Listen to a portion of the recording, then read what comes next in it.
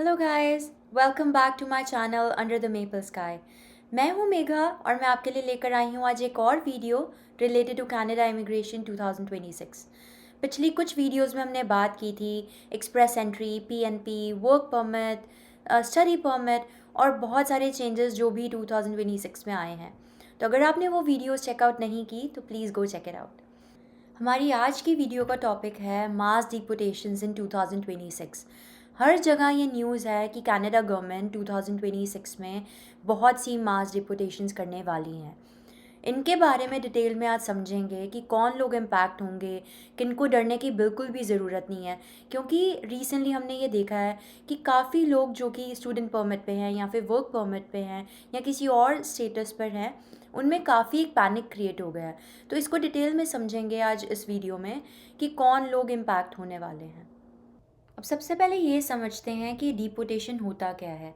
लोगों में ये मिसकंसेप्शन है कि कनाडा गवर्नमेंट किसी भी रीज़न के करके कभी भी किसी को भी over a point of time deport कर सकती है, पर ऐसा नहीं है। इसका मतलब ये है कि अगर किसी भी रीज़न के करके आपका कनाडा में रहने का लीगल राइट लूज़ हो जाता है, उस केस में कनाडा गवर्नमेंट आपको डिपोर्ट करती है। इसका एक प्रोसेस है, आपको एक प्रायर नोटिस दिया जाता है, कुछ टाइम दिया जाता है और उसके बाद गवर्नमेंट उस कैंडिडेट को डिपोर्ट कर देती है। अब यहाँ ये जानना भी ज़रूरी है कि कौन सी एजेंसीज़ ऐसी हैं जो कि रिस्पॉन्सिबल हैं कनाडा में डिपोटेशंस के लिए। दो मेजर ऑर्गेनाइजेशंस आती हैं इसमें, जिसमें से पहली है CBSA, जो कि आपका कनाडा बॉर्डर सर्विस एजेंसी है। ये एजेंसी डील करती है बॉर्डर पे होने वाली हर एक चीज़ को। दूसरी है IRCC। As you all know कि जितने भी वर्क परमिट्स मिलते हैं या फिर नॉर्मल परमिट्स मिलते हैं या फिर आपका लीगल स्टेटस मेंटेन करने की बात आती है या फिर रिफ्यूजीज़ को क्लेम मिलने की बात आती है, ये सब IRCC के अंडर आता है। तो ये दोनों ऑर्गेनाइजेशंस मिलके डिपोटेशंस का भी डिसीजन हैंडल करती हैं। अब यहाँ पे ये समझते हैं कि डिपोटेशंस हो क्यों रही हैं। स्टार्टिंग 2025 हमने बहुत सा इंक्रीज़ देखा है ये डिपोटेशंस में, और अब 2026 में भी गवर्नमेंट ने ये श्योर कर दिया है कि ये और भी होंगी।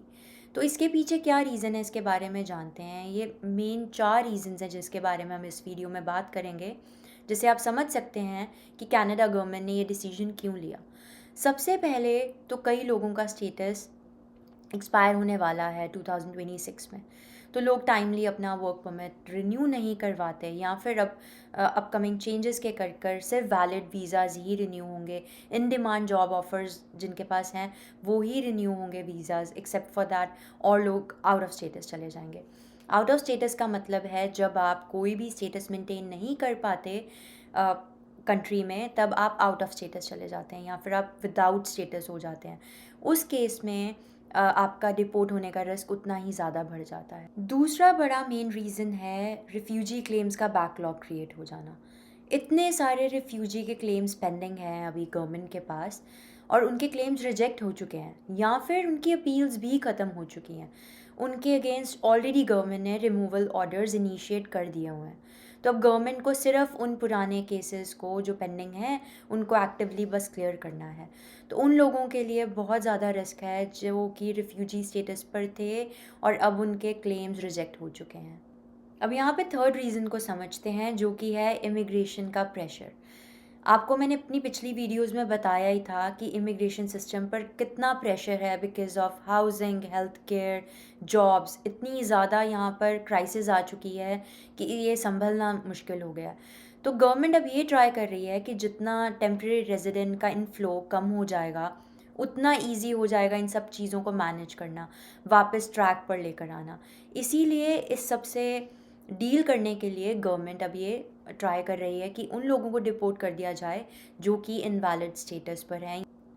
और अब बात करते हैं अपने फोर्थ और सबसे इम्पॉर्टेंट रीज़न की, जिसके करके मास डिपोटेशंस हो रही हैं, जो कि हैं fake LMIAs, fake job offers, fake letters या फेक डॉक्यूमेंट्स जो आपने सबमिट किए थे एट द टाइम जब आपने अपना वीज़ा अप्लाई किया था।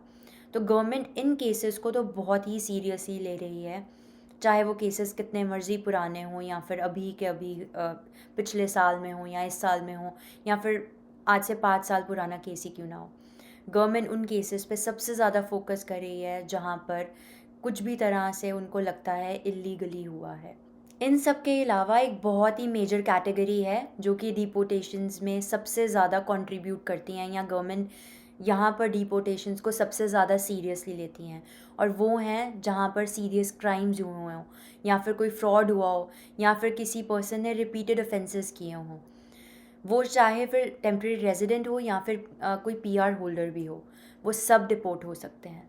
अगर बात करें डिपोटेशन नंबर्स की, तो 2024 में कनाडा ने अप्रॉक्सीमेटली 17,000 लोगों को डिपोर्ट किया था, और 2025 में अक्टूबर तक की जो हमारे पास स्टैट्स है उसके हिसाब से ऑलरेडी 18,700 से ज़्यादा लोगों को रिमूव कर दिया गया था।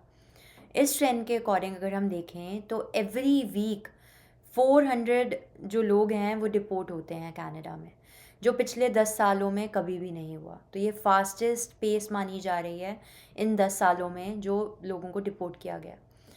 तो अब हम अपनी मेन बात पर आते हैं कि क्या आप इससे इम्पैक्ट होंगे या आपको डरना चाहिए। तो स्ट्रेट फॉरवर्ड आंसर है नो। डिपोटेशंस कनाडा में हमेशा से ही होती रही हैं, ओवर द इयर्स डिपोटेशंस हुई हैं, पर उन्हीं केसेस में जहाँ पर कोई भी इंसान आउट ऑफ स्टेटस चला गया हो, या फिर उसके ऊपर कोई क्रिमिनल चार्जेस हों, या फिर और कोई रीज़न के करके उनके वीज़ाज एक्सपायर हो गए हों, ऐसे ही कनाडा गवर्नमेंट रैंडमली किसी को भी डिपोर्ट नहीं कर देगी। जो भी वीडियोस आप इंटरनेट पे देख रहे हैं, या फिर जहाँ पर एक बहुत ज़्यादा एक पैनिक क्रिएट कर दिया गया है कि कनाडा ने मास डिपोटेशंस करनी स्टार्ट कर दी हैं, ये क्लिक बेट है ज़्यादा से ज़्यादा। तो आपको डरने की बिल्कुल भी ज़रूरत नहीं है। अगर आप वर्क परमिट पे हो, आप स्टूडेंट वर्क परमिट पर हो, या फिर किसी भी और एक वैलिड स्टेटस पे कनाडा में जॉब कर रहे हो या स्टडी कर रहे हो, या फिर आप एक पीआर होल्डर हो, तो आपको इन सब चीज़ों से डरने की बिल्कुल भी ज़रूरत नहीं है। बस टाइमली मैनर में अपना स्टेटस चेक करते रहो। आपका जो वर्क परमिट है या फिर स्टूडेंट परमिट है, उसकी एक्सपायरी डेट क्या है, उनकी कंडीशंस क्या हैं, क्या वो मेंटेन स्टेटस में है कि नहीं, उसको अटेन करने के लिए आपको क्या स्टेप्स लेने पड़ेंगे, इस सब का ट्रैक रखिए। अगर आप ओवर स्टे कर रहे हैं तो वो बिल्कुल मत होने दीजिए। एक्सटेंशन या रिस्टोरेशन बिल्कुल टाइम पे अप्लाई करें। अगर आपको लगता है कि कहीं ना कहीं आपका केस कॉम्प्लेक्स हो रहा है, तो लीगल एडवाइस लीजिए इमीडिएटली, उसके लिए वेट मत करिए। क्योंकि अगर आपके पास एक स्टेटस नहीं होगा और आउट ऑफ स्टेटस चले गए, तो प्रॉब्लम ज़्यादा इंक्रीज़ हो सकती हैं। आज की हमारी वीडियो में बस इतना ही। मिलते हैं अगली वीडियो में लेकर एक न्यू टॉपिक। अगर आपको इस टॉपिक के बारे में और कोई इन्फॉर्मेशन चाहिए हो या फिर कोई सजेशन चाहिए हो, तो आप मुझे कमेंट सेक्शन में रीच आउट कर सकते हैं। और अगर आपको ये वीडियो अच्छी लगी तो please like and share, and also subscribe to my channel so that you don't miss any updates. मिलते हैं अगली वीडियो में। Until then take care, bye.